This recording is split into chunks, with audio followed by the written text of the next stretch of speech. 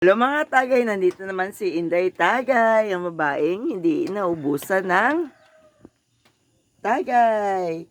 Ngayon, ito, bulinaw. Yan o, mga tagay. Maga pa, madilim pa. Yan. Pagkita mo yung baboy. So, ngayon, ang gawin natin is chap-chapan natin ng radish. Kaya kung wala ng radish, pati magprito tayo ng baboy. Nandito yung katagay natin. Oh.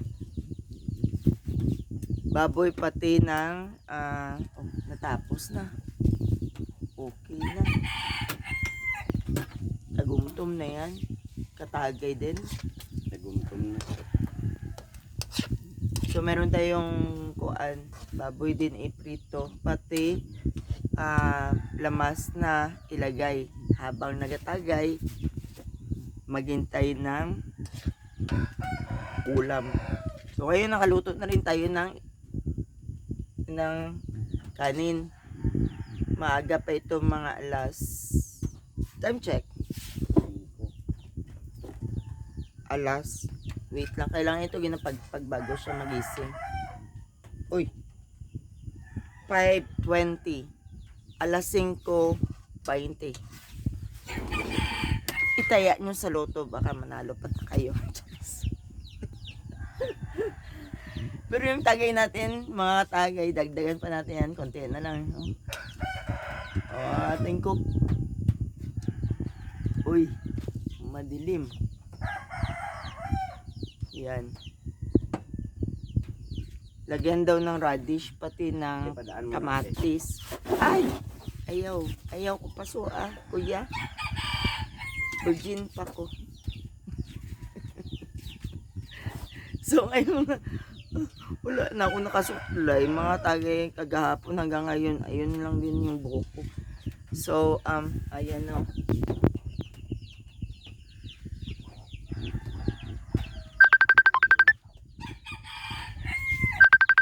May nagatawag mga tagay. Sino naman? Nabisi yung cellphone ko.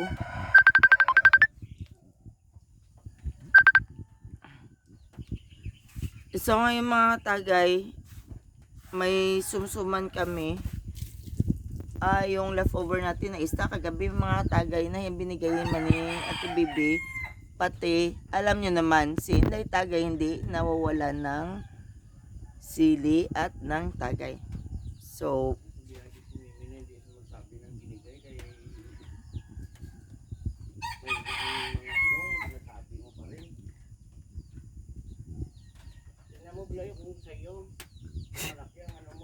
Hinayaw-yawan ako. Meron tayo doon bulad sa taas. Yan, ginawa namin yan na bulad. So, tignan natin kung gaano kasarap yung pagkatimpla ng bulad. So, ang pagkatimpla ng bulad, mga tagay, is nilagay sa tubig na may asin para kuan. Tapos, pag bulad niya, maganda naman. So, itry natin. Sa Jensen mga tagay. Sa Jensen, dagat yung ginagawa nila. Pero wala tayong dagat dito sa Marbel. So, yun yung option. Kasi yung noon, nagawa ako ng bulad. Tapos, nilagay ko lang sa asin. Maalat siya. So, meron tayong pagkakamali minsan na yung sa pagluto. Pero ngayon, nakita ko yung ibang option. And then, mga tagay, pwede rin ang itong maliliit na isda mga tagay. Kung wala kayong yung maliit na isda, ewan ko, nakalimutan ko ano ganito tawag? Bulinaw.